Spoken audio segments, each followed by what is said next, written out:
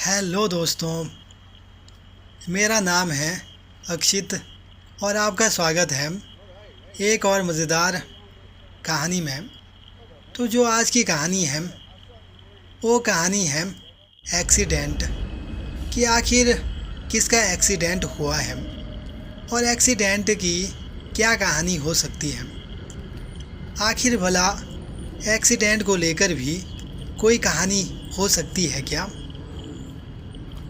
तो आज हम इस कहानी में यही जानेंगे कि आखिर किसका एक्सीडेंट हुआ है और इस एक्सीडेंट की क्या कहानी है। तो ये सब जानेंगे हम इस कहानी में। तो शुरू करते हैं। एक डॉक्टर बड़ी ही तेज़ी से हॉस्पिटल में घुसा। उसे किसी एक्सीडेंट के मामले में तुरंत बुलाया गया था। अंदर घुसते ही उसने देखा कि जिस लड़के का एक्सीडेंट हुआ है उसके परिजन बड़ी बेसब्री से उनका इंतज़ार कर रहे हैं। डॉक्टर को देखते ही लड़के का पिता बोला, आप लोग अपनी ड्यूटी ठीक से क्यों नहीं करते? आपने आने में इतनी देर क्यों लगा दी? अगर मेरे बेटे को कुछ हुआ तो इसके जिम्मेदार आप होंगे। डॉक्टर ने विनम्रता से कहा, आई एम सॉरी, मैं हॉस्पिटल में नहीं था और कॉल आने के बाद जितना तेज़ी से हो सका मैं यहाँ आया हूँ। कृपया अब आप लोग शांत हो जाइए ताकि मैं इलाज कर सकूँ। शांत हो जाइए। लड़के का पिता गुस्से में बोला, क्या इस समय अगर आपका बेटा होता तो आप शांत रहते? अगर किसी की लापरवाही की वजह से आपका अपना बेटा मर जाए तो आप क्या करेंगे? पिता बोलते ही जा रहे थे, भगवान चाहेगा तो सब ठीक हो जाएगा। आप लोग दुआ कीजिए, मैं इलाज के लिए जा रहा हूँ। ऐसा कहते हुए डॉक्टर ने ऑपरेशन थिएटर में प्रवेश कर लिया। बाहर लड़के का पिता अभी भी बुदबुदा रहा था। सलाह देना आसान होता है, जिस पर बीतती है वही जानता है। करीब 1.5 घंटे बाद डॉक्टर बाहर निकला और मुस्कुराते हुए बोला, भगवान का शुक्र है आपका बेटा अब खतरे से बाहर है।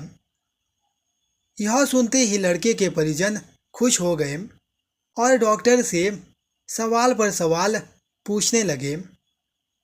मेरा बेटा कब तक पूरी तरह से ठीक हो जाएगा? उसे डिस्चार्ज कब करेंगे? पर डॉक्टर जिस तेज़ी से आया था उसी तेज़ी से वापस जाने लगा और उन लोगों से अपने सवाल नर्स से पूछने को कहा। ये डॉक्टर इतना घमंडी क्यों है? ऐसी क्या जल्दी है कि वो 2 मिनट हमारे सवालों का जवाब नहीं दे सकता? लड़के के पिता ने नर्स से कहा। नर्स लगभग रुआसी होते हुए बोली, आज सुबह डॉक्टर साहब के लड़के की एक भयानक एक्सीडेंट में मौत हो गई और जब हमने उन्हें फ़ोन किया था तब वो अपने बेटे का अंतिम संस्कार करने जा रहे थे और बेचारे अब आपके बच्चे की जान बचाने के बाद अपने लाडले का अंतिम संस्कार करने के लिए वापस लौट रहे हैं। यह सुन लड़के के परिजन और पिता स्तब्ध रह गए और उन्हें अपनी गलती का एहसास हो गया। दोस्तों, बहुत बार हम किसी सिचुएशन के बारे में अच्छी तरह जाने बिना ही उस पर रिएक्ट कर देते हैं, पर हमें चाहिए कि हम खुद पर नियंत्रण रखें और पूरी स्थिति को समझे बिना कोई नकारात्मक प्रक्रिया न दें, वरना अनजाने में हम उसे ही ठेस पहुंचा सकते हैं जो हमारा ही भला सोच रहा हो। तो इसी के साथ हमारी ये वाली कहानी भी समाप्त होती है और यह कहानी वाकई ही बहुत निराशाजनक थी। इस प्रकार डॉक्टर ने पहले अपना कर्तव्य देखा।